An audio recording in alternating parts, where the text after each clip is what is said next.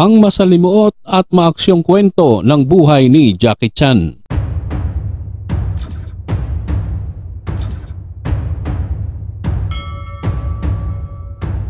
Ipinanganak siya sa Hong Kong noong April 7, 1954. Ang tunay niyang pangalan ay Chang Kong Sang.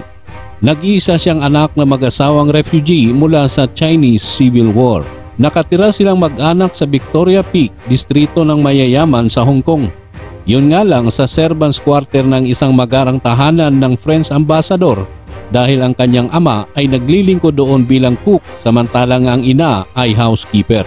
Maaga pa ay ginigising na siya ng kanyang ama para turuan siya ng kung fu. Habang gumagaling siya sa martial arts, bumababa naman ang kanyang kakayahan sa academics dahil sa pagkakaroon niya ng dyslexia. Ang dyslexia ay isang learning disability kung saan nahihirapan sila sa pagbabasa, spelling at matematika. Noong araw, hindi pa naman recognize ang ganitong problema kaya walang ginagawang paraan para masolusyonan ito. Ang akala ay bobo lang talaga ang bata. Naisip ng kanyang ama na tanggalin siya sa primary school at i-enroll na lang sa China Drama Academy, isang Peking opera school. Kasi hindi lang ito drama school kundi itinuturo din ang martial arts. Naisip ng ama total mahina siya sa academics pero magaling sa martial arts. Ang talent na ito ang dapat pagyamanin ng kanyang anak. Ang maganda sa drama school na ito, dito kumukuha ng extra actors ang producer ng mga pelikula sa Hong Kong at China. Nagpatuloy si Jackie sa pag-aaral sa China Drama Academy na isa ring boarding school. Mahirap palang mag-training sa academy. Tumatagal ng 19 hours ang training araw-araw. Isama pa dito ang regular na pambubuli sa kanya ng mga sigang estudyante. Ngunit isang araw ay hindi siya nakatiis na lumaban ng pagtripa ng mga bullies ang isang estudyante. Lumaban siya sa mga siga at natalo niya ang mga ito. Simula noon hindi na siya ginagalaw ng mga sigang estudyante. Ang pagtulong niya sa naaapi ay nagkaroon ng magandang bunga.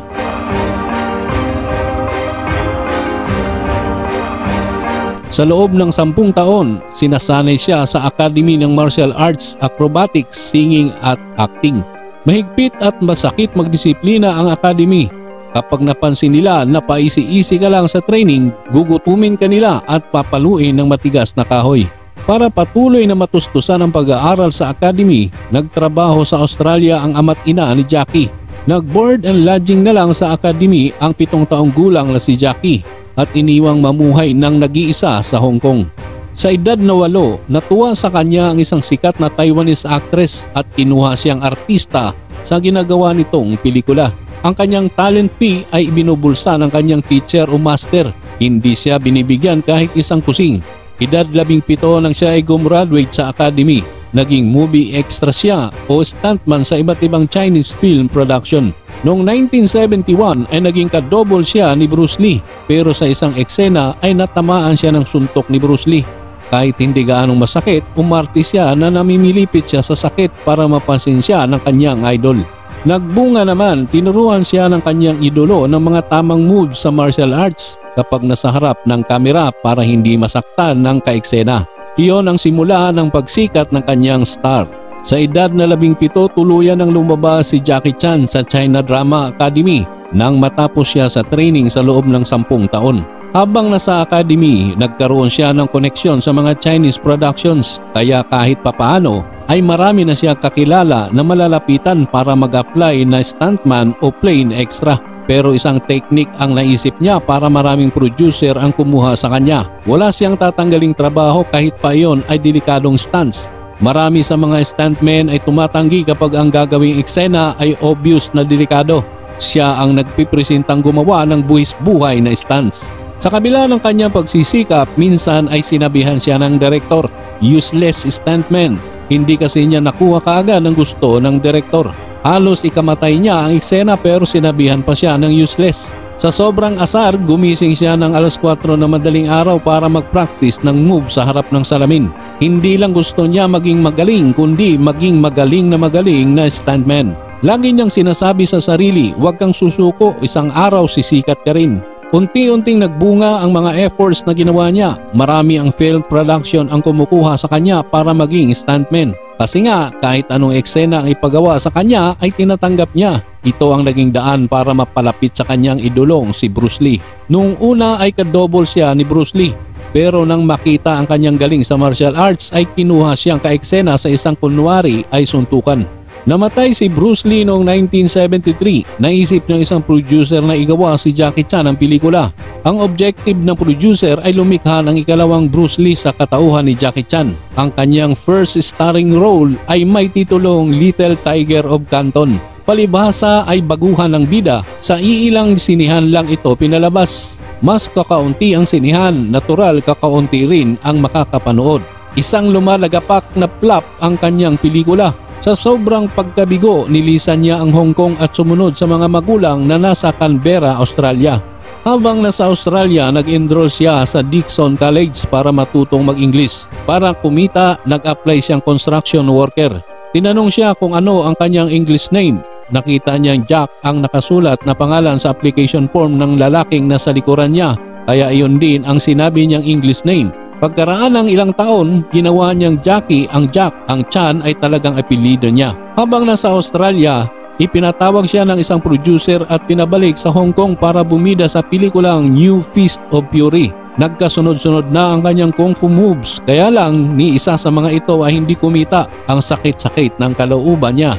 Ang sakit na ito ang naging dahilan para siya magnilay-nilay at umisip ng epektibong paraan upang magtagumpay. Una niyang binago ay ang attitude niya. Hindi niya dapat targetin na maging next Bruce Lee. Ang dapat na maging goal niya ay maging first Jackie Chan.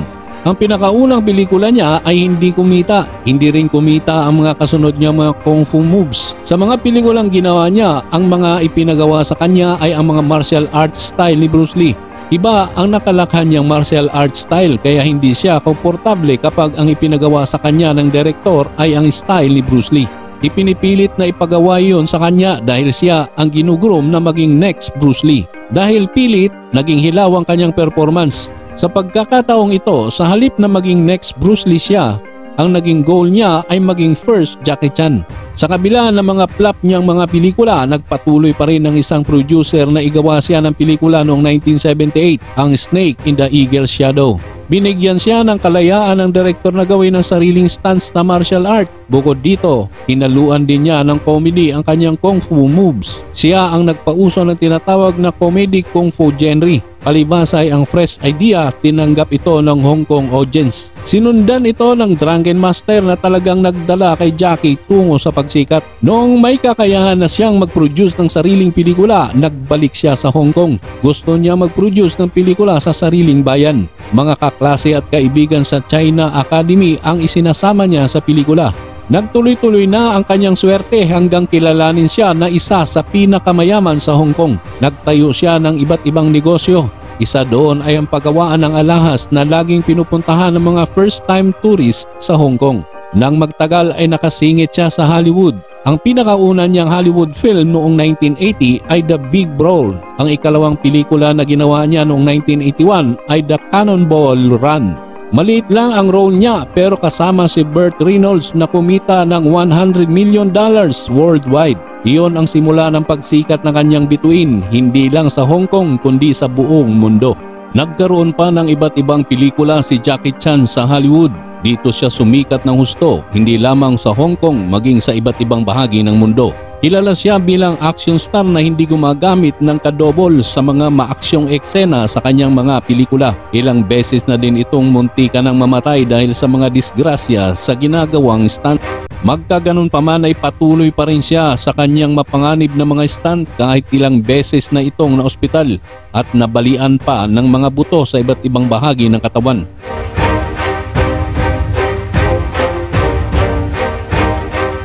Si Chan ay nagpatuloy na magtrabaho sa loob ng sistema ng Hollywood bagaman hindi niya nagustuhan ang mga limitasyon na inilagay nito sa mga aktor at sa Hong Kong cinema. Sa Estados Unidos ay lumabas siya sa mga pelikulang tulad ng Shanghai Noon 2000, The Tuxedo 2002, The Forbidden Kingdom 2008 at The Spy Next Door 2010. Lumabas din si Chan sa isang remake ng 1984 action drama na The Karate Kid 2010 at kalaunan sa revenge thriller na The Foreigner 2017. Gumawa siya ng voice work sa computer animated na pelikulang Kung Fu Panda 2008 at mga sequel nito 2011 at 2016. The Nut Job 2 Naughty but Nature 2017 at The Lego Ninjago Movie 2017. Noong 2016, si Chan ang naging unang Chinese actor na nakatanggap ng Honorary Academy Award na kinikilala ang kanyang natatanging international na karera. Sa kanyang kabataan, ikinasal si Jackie Chan sa Taiwanese na aktres na si Lin Fengjiao. Di nagtagal, ang mag-asawa ay nagkaroon ng isang batang lalaki na nagngangalang Chang Sumin na naging artista rin kalaunan. Si Jackie ay may isang anak sa labas na si Eta Wu Zolin mula sa aktres na si Elaine Wu Kili. Noong tagsibol ng 2017, nalaman na si Eta ay gumawa ng isang hindi matagumpay na pagtatangka sa pagpapakamatay. Nang maglaon ay lumabas na ang depresyon ay nagtulak sa batang babae sa isang hakbang pati na rin ang isang mahirap na relasyon sa kanyang ina at ama. Si Chan ay patuloy na aktibong kumikilo sa mga pelikula. As of 2015, naging dean siya ng Jackie Chan Film and Television Academy sa ilalim ng Wuhan Institute of Design and Sciences. Sa panahon ng talambuhay ng 2019 hanggang 2020, gumanap siya sa 4 pang mga pelikula. The Night of Shadows, Between Yin and Yang, The Mystery of the Dragon Seal, The Climbers at Vanguard. Si Jackie ay isang mahilig sa mga kotse. Meron siyang isang bihirang sports car Mitsubishi 3000 GT. Si Chan ay isang kapwa may-ari ng Jackie Chan DC Racing Chinese Racing Team. Si Jackie Chan ay maaaring kahanay na nga ni Bruce Lee na isang Asian action star na sumikat ng husto sa buong mundo. Shout out sa mag-asawang Jojo at Ashley Yongko from 13 Martires, Cavite City. Maraming salamat sa inyong panonood. Hanggang dito na lang muna tayo mga kaistorya. Kung inyong nagustuhan ang istoryang ito, maaaring mag-like, comment at mag-subscribe sa ating munting channel.